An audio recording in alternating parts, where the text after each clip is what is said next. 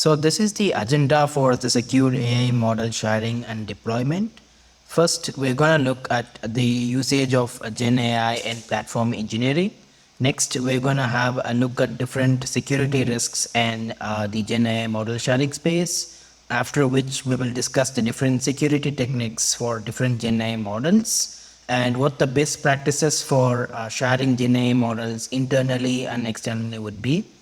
We would then go ahead with understanding secure Gen AI deployment strategies, which essentially relates to how Gen AI models can be deployed securely, efficiently in a corporate environment. Next, we will look something specific to security with respect to Gen AI models, which essentially relates to trusted execution environments, which generally means how isolated processes can be run. And we would then go ahead with discussing the automated security in Gen AI operations, which covers the different security techniques that can be applied in Gen AI operations. Finally, we will conclude by looking at a case study of how an organization can use these tactics to apply Gen AI to their corporate environment and the different trends of security, Gen AI security as a whole. So coming to Gen AI in platform engineering, so Gen AI as it relates to, it's a field of artificial intelligence that is able to generate answers. So it's able to generate images, text, videos, etc. So over the past 1 to 2 years, Gen AI application scope has been booming pretty much. It has been able to generate codes, system configurations, as well as look at large chunk of logs and emit that information, which makes it pretty much easier for the person at the user end to look at the logs and just summarize the logs. But the main security risks here are that Gen AI inherits a lot of the security risks in AI models. So essentially, it's inheriting the bias. Essentially, it's also inheriting the privacy related challenges as well as the hallucinations and explainability which is based on the data the specific AI model is trained. This is the specific reason why security is such an important aspect of Gen AI as a whole. Security is an important aspect because it can be used to protect the intellectual property of enterprise organizations, basically protecting them against a different kind of attacks, as well as helping continuously monitor these models which emit the output to make sure the data that's being fed in is appropriate and is not biased or corrupted in any way. Let's discuss the different security risks in Gen AI model sharing. The first risk we're going to be discussing about is data poisoning attack. So we're going to, for each of these attack, we're going to be looking at the risk detection as well as the general mitigation. So data poisoning attack basically relates to manipulation of the data, maybe by corruption of the data, potentially leading to skewing of the outputs. Maybe it's drifting from the original standard way of what the exact output is. A good example for this is, let's say if I'm going to ask a Gen AI model, what addition of two numbers, maybe 1 plus 1 is, instead of maybe answering 2, it's going to answer 4 because the data that it was trained on is basically skewed and corrupted. So the way to detect these kind of attacks is employ data validation at the starting before training the model, as well as provenance checks, which is basically validation checks to make sure these kind of outputs are detected and nipped in the bud appropriately. It's very important and crucial to examine the outputs of the Gen AI models so that one can understand if it's emitting hallucinations or any kind of bias or any kind of imaginations that can be there.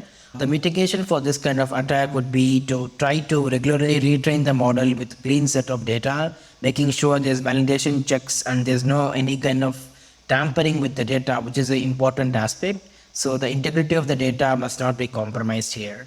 The next attack we're going to look at is called as model inversion attack. So in this attack, the attack basically exploits the model output to infer sensitive details from training data. So this actually risks privacy breaches. An example of this would be emitting private information or healthcare information, which is sensitive information of a person. This has the potential to breach regulations, their health regulatory standards like the HIPAA in the US. So if organizations don't take care of this kind of attack, it could lead to breach in violations and leading to reputational damage as well as big financial charges. So the way to detect these kind of attacks would be to implement different privacy and output scrubbing, to add randomness, to restrict sensitive data leakage. So essentially, it's important to make sure appropriate policies and standards are in place before the models are being trained and after the models are trained, to make sure the models follow the specific policies, and basically adding randomness to the data, making sure that it does not emit any kind of sensitive information is of paramount importance, because once the confidential information of the specific person is out, there's nothing one can do to scrub that information off the internet. The way to mitigate this would be to enhance security by strict access controls, essentially keeping an audit trail of people who have queried the model or maybe who have tried to feed misappropriated input or invalid input, trying to make the model emit something that it's not supposed to. Looking at these queries, it's easy to understand how the model is trying to behave, as well as if it's trying to emit any sensitive data. So next, let's go to different security principles that can be employed in Gen AI models. So the first principle we're going to look at is zero trust. So zero trust is a principle that is based on the model of never trust anything, always verify. This essentially means that even if a request is within a demilitarized zone, which is essentially a sectioned zone of the corporate network, it's not trusted, it's still verified. So the three methods I'm going to be discussing here. The first method is continuous verification. The second is minimizing insider threats. And the third is adaptability to dynamic environments. Let's go into detail into each one of these, starting with continuous verification. So continuous validation of the data inputs is essential because the relationship between the data inputs and outputs happen at a rapid pace in Gen AI models, often in real time. So zero trust architecture here ensures that the validation of data here is constant to make sure any unauthorized access or integrity of the data with which the model is trained is not compromised. Next, let's look at minimized insider threats. Gen AI systems are also susceptible to insider threats. There might be people who might be trying to internally corrupt the data or maybe the model configurations or training data of the specific model. So zero trust helps mitigate the insider threats by limiting access to only people who are needed on an as needed basis. So this makes sure there's a specific risk profile and they're not able to access content other than what they are authorized to access. Next, let's go to adaptability into dynamic environments. So these days, with every company moving to the cloud, zero trust is the way to go in terms of security, because zero trust has a way to continuously monitor changing requirements for different services. So one could use, for example, in a cloud system like maybe AWS, one could use something like an API gateway that could basically monitor all the logging based information on who accessed what and retain these logs for compliance purposes, which would be helpful in trying to understand who accessed what and when. The next set of security principles we're going to be looking at is API based principles. Basically, when trying to develop a Gen AI model, one has to use one of these APIs provided by one of the huge vendors, like maybe ChatGPT, which belongs to AI, Anthropic, or maybe Hugging Face, etc. So some of these techniques for secure Gen AI model sharing involve homomorphic encryption. So homomorphic encryption is basically carried out on a ciphertext, generating an encrypted result, which when decrypted matches the result of operations performed on the plain text. So homomorphic encryption enables the processing of sensitive data without exposing it. For example, a Gen AI model could train on an encrypted data set, ensuring the underlying data remains confidential throughout the computation process. So organizations can leverage homomorphic encryption to train Gen AI models on encrypted data from multiple sources without accessing the raw data directly. So this makes sure any confidential data is not accessed directly. We look at an example down the line. So this is crucial in industries like finance or healthcare, where privacy is of paramount importance. There are also regulations in terms of what access can be accessed within a country or outside a country. So for this specific reason, homomorphic encryption is specific specifically important. So looking at the secure API strategies, so robust authentication is of paramount importance here. So using modern authentication mechanisms like OAuth2 or OpenID to verify the identity of users and services is of paramount importance. There needs to be fine-grained authorization controls to make sure users only have appropriate access to the data and actions based on their roles. So someone could employ something like a privileged access management or just-in-time access, which essentially provides access only for a specific window for the specific data, so that their access is automatically removed without people having to monitor if that person is having access for a longer period of time than that would be intended. So APIs need to be also be protected from denial of service attacks. This can be done by using features like rate limiting, which essentially times out or locks out the user depending on the number of requests that's being sent on a per minute or a periodic basis. One could also use CDN systems like Cloudflare or Amazon AWS, who have custom algorithms to protect against such attacks. One should be basically utilize a transport layer security to encrypt data transmitted between clients and GenAI APIs. This makes sure that the attacker or a hacker is not able to sniff on this data and tamper the sensitive data during transmission. As we discussed before, using API gateways to manage, monitor, and secure traffic to and from GenAI services can also be used, and it's of paramount importance. So gateways basically provide additional layers of security such as IP whitelisting, threat detection, logging for forensic analysis. Next, let's look at different deployment strategies and how one could securely deploy GenAI models. So one could use digital signatures, real-time monitoring, and automated response protocols when trying to securely deploy GenAI models. So in terms of digital signature verification, one could use that to understand the model authenticity and implement secure key management and version control to ensure that any changes that are made are properly documented and any models are not the original models are not unaltered. So real-time monitoring plays a crucial role here. So advanced tools can be used to detect anomalies in GenAI behavior utilizing sophisticated anomaly detection algorithms. One could also use automated response protocols by integrating automated responses to swiftly address detected anomalies. One could enhance security with feedback loops that could refine and improve this detection process based on the insights.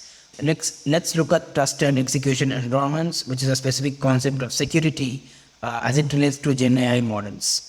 In terms of trusted execution environments, it essentially means there's an isolated execution environment in a processor that provides secure computing environment for the particular data, isolating any sensitive data and model processing from the main hardware or operating system to make sure any unauthorized person is not able to access. We have in a good real-time application of this as processors that are used in phones. Many of the sensitive data that we use, like maybe calls or messages or anything that we discuss with the Google Assistant or an Alexa Assistant, it's executed in a trusted executable environment so that this data is not accessible even if a person has administrative privileges or the processor that's performing the normal tasks for a phone is not able to access this data.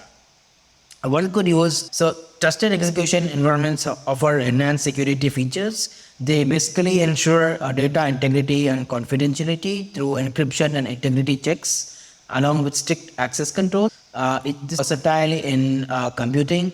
That's to say, trusted execution environments are used mostly in cloud and edge computing. These are crucial for GenAI applications because given the interaction between the input and the output, and it's almost in real time, the amount of computing power it takes and the speed of the response is of paramount importance, which is why industries like healthcare and finance can use something like a trusted execution environment to make sure that confidential data is processed separately. Next, let's look at the different security operations one could automate in GenAI operations. So one could perform automated vulnerability scanning. So these tools basically identify, address vulnerabilities within the AI models, data processes, integrating them into a CI/CD pipeline for early detection and continuous compliance. One could use behavioral analytics and code analysis. These essentially ensure they monitor the AI system, look for the behaviors, analyze the code to flag anomalies and non-security risks, thereby enhancing real-time security and developer awareness. One could also use proactive security and compliance by continuous integration of security assessments, making sure that a proactive security posture is maintained. This reduces the security depth and the amount of work developer teams have to do, while also maintaining compliance and giving visibility to entire development and IT operations team, making sure IT bugs and security bugs are fixed before these models are deployed for use. Now let's look at an example case study of how an organization would adapt such some of the techniques described here. So let's take an example of a healthcare industry that's maybe trying to modernize their security process, and they're trying to use GenAI to do this. So a healthcare company basically needs to abide by HIPAA regulations in the US, and they're trying to use GenAI systems to improve the diagnostic accuracy, thereby training the model on a vast set of anonymized patient image data. So here, as you can infer, as we previously discussed, they're using the homomorphic encryption and the concept of trusted execution environment to separately process the data. This application basically uses homomorphic encryption to allow the GenAI model to process encrypted images directly, ensuring the data is secure even during computation. They then use digital signatures to verify the model integrity before each use, and each trusted execution environment can be used for secure model execution, isolating the confidential data, making sure that the data is accessed only within the specific computation period and not accessed outside that environment. So let's look at the future trends of how GenAI will affect security. So there's a lot of research going on in terms of quantum cryptography, proactive security models, and the compliance and privacy regulations. So in terms of quantum resistant encryption, one could look at different applications such as development of post-quantum cryptography, which aims to secure systems against quantum computing threats, where the standards are developed by a big institution like NIST.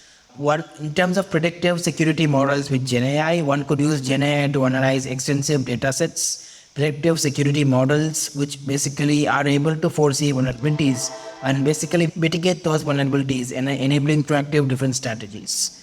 Integrating and standardization for adaptability of these GenAI models is of paramount importance. So this emphasizes the need for integration of new cryptographic solutions into existing systems and standardization for widespread adoption.